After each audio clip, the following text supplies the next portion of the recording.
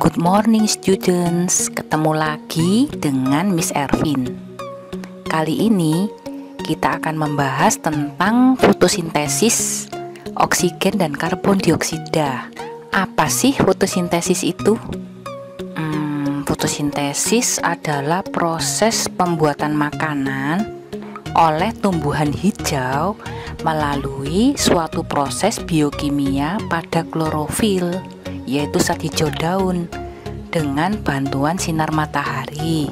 Karena kemampuannya dalam membuat makanan sendiri, maka tumbuhan hijau kita kenal sebagai organisme autotrof. Nah anak-anak, pada waktu kalian ikut kegiatan BB, kalian juga pernah memasak sup kan? Nah, masih ingat bahan-bahan apa yang kita butuhkan ketika kita sedang memasak sup?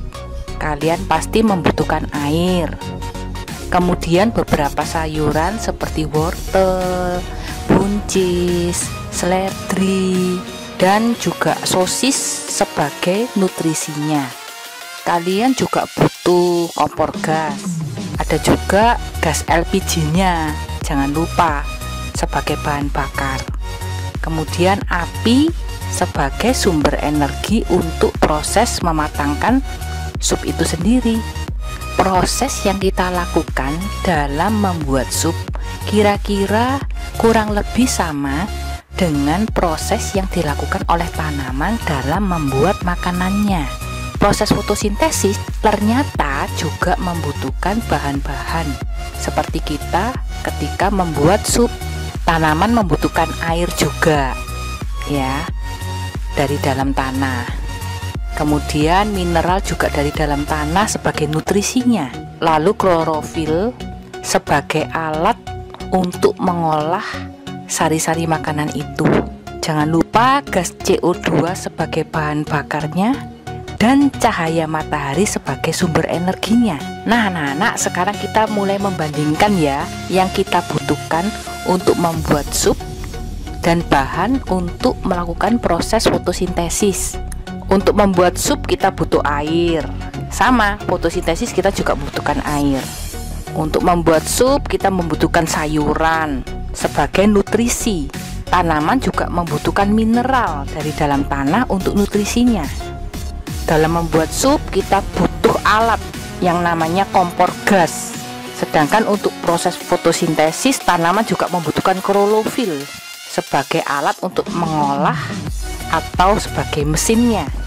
Dalam membuat sup kita membutuhkan gas LPG sebagai bahan bakarnya.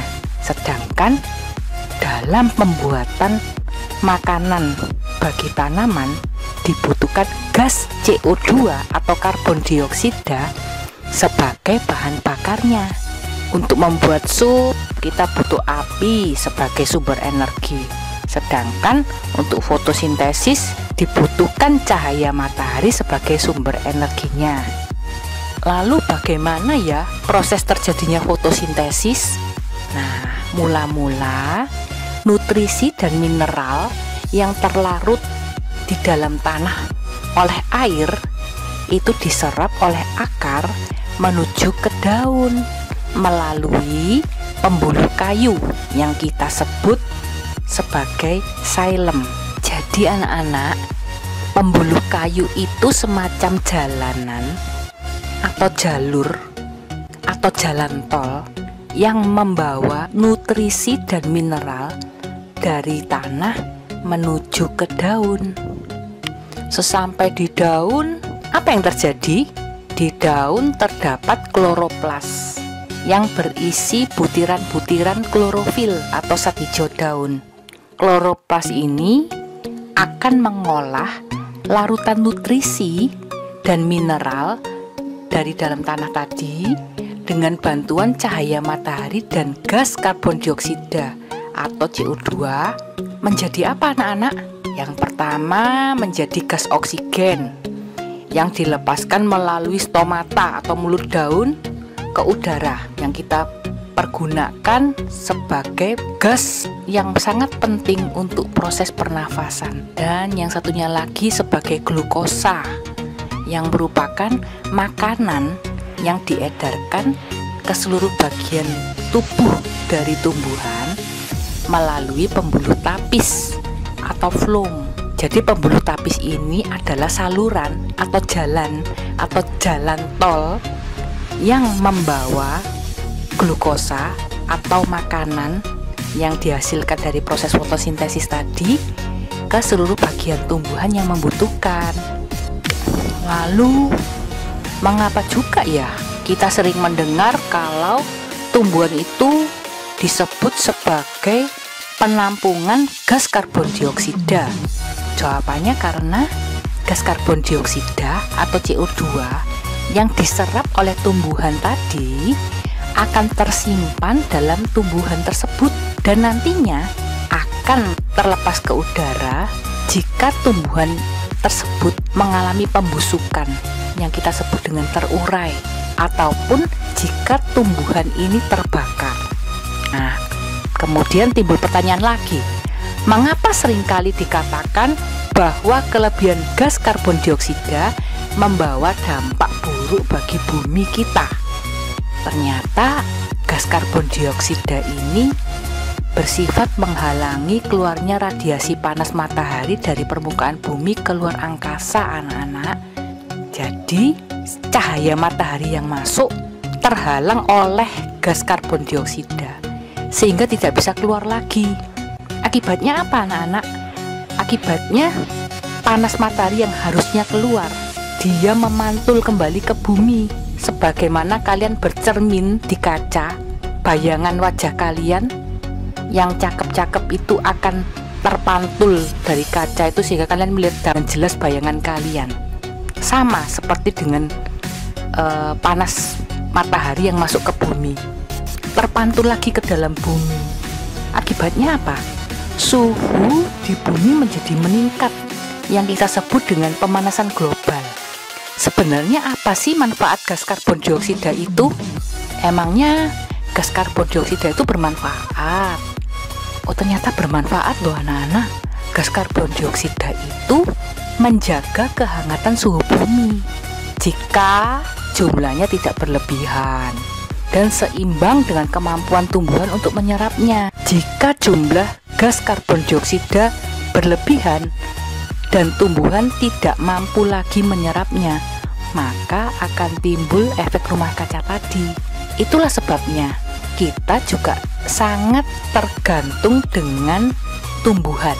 Mengapa kita tergantung dengan tumbuhan?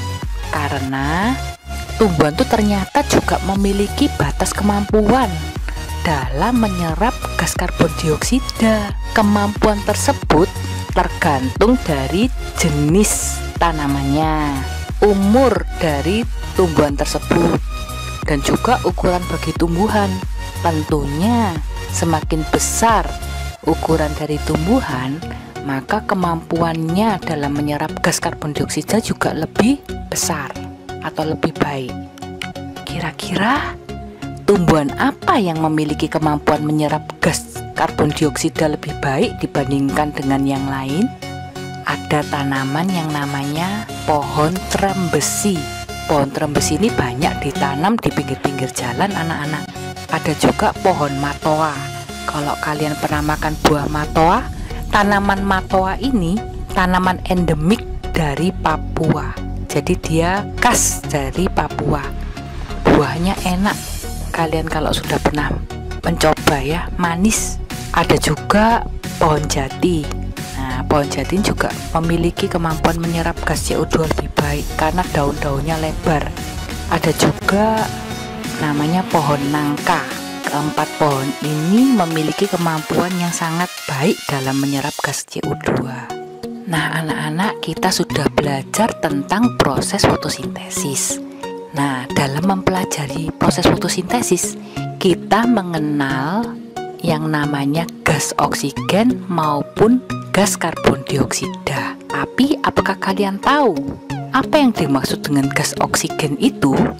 Oksigen itu sebenarnya adalah gas yang tidak berwarna, anak-anak, tidak berbau, tidak berasa, yang berada di dalam atmosfer bumi kita. Oksigen ini merupakan komponen yang penting dari proses pernafasan kita. tanpa oksigen, semua makhluk hidup yang ada di muka bumi ini akan mati. Lalu apa itu karbon dioksida? Nah, karbon dioksida ini adalah gas cair yang tidak berwarna. Ia tidak berbau juga dan tidak mudah terbakar, dan juga memiliki rasa sedikit asam. Oleh karena itu, gas karbon dioksida juga dipakai dalam proses pembuatan minuman berkarbonasi seperti Coca-Cola, Pepsi, Fanta, dan lain-lain. Gas karbon dioksida ini juga merupakan gas yang dihasilkan oleh semua makhluk hidup dalam proses pernafasan anak-anak. Juga merupakan gas yang dihasilkan oleh pembakaran yang sempurna, yaitu pembakaran dari bahan-bahan organik seperti daun maupun kayu. Dalam bentuk padat, karbon dioksida ini sering disebut dengan dry ash atau es kering. Lalu, kalau karbon dioksida seperti itu, bagaimana dengan karbon monoksida ya? Nah, karbon monoksida ini adalah gas yang tidak berwarna, tidak berbau, dan merupakan zat yang beracun dan mudah terbakar. Karbon monoksida itu rumus kimianya CO atau gas CO adalah gas yang terbentuk oleh pembakaran yang tidak sempurna anak-anak, seperti bahan bakar fosil, gas, batu bara, minyak dan kayu yang digunakan dalam mesin dan lain sebagainya. Jika tanaman dapat membantu proses penyerapan karbon dioksida melalui fotosintesis, bagaimanakah dengan karbon monoksida? Nah, karbon monoksida ini ternyata tidak dapat diserap oleh tanaman anak-anak. Kalian bayangkan jika produksi gas buangan dari kendaraan bermotor, asap-asap pabrik, itu tidak dapat dikelola, lama-lama udara di muka bumi ini akan terpolusi sehingga menimbulkan banyak penyakit atau polusi udara. Lalu kira-kira bagaimana ya caranya karbon monoksida ini dapat diserap sama seperti karbon dioksida yang diserap melalui proses fotosintesis? Ternyata karbon monoksida ini dapat diserap oleh mikroorganisme yang terdapat di daunan yang membusuk anak-anak. Jadi, jika di halaman rumah kalian terdapat dedaunan yang jatuh dari pohon-pohon yang berguguran, itu jangan dibakar atau dibuang anak-anak. Lebih baik biarkan di situ dan membusuk, maka itu akan menjadi nutrisi bagi tanah.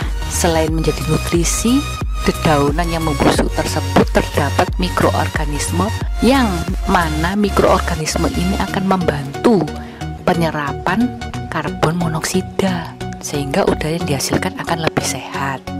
Nah, pelajaran kita sampai di sini dulu ya anak-anak. Ingat, tetap jaga kesehatan kalian, tidur yang cukup, makan makanan yang sehat, rajin belajar. Tuhan Yesus memberkati.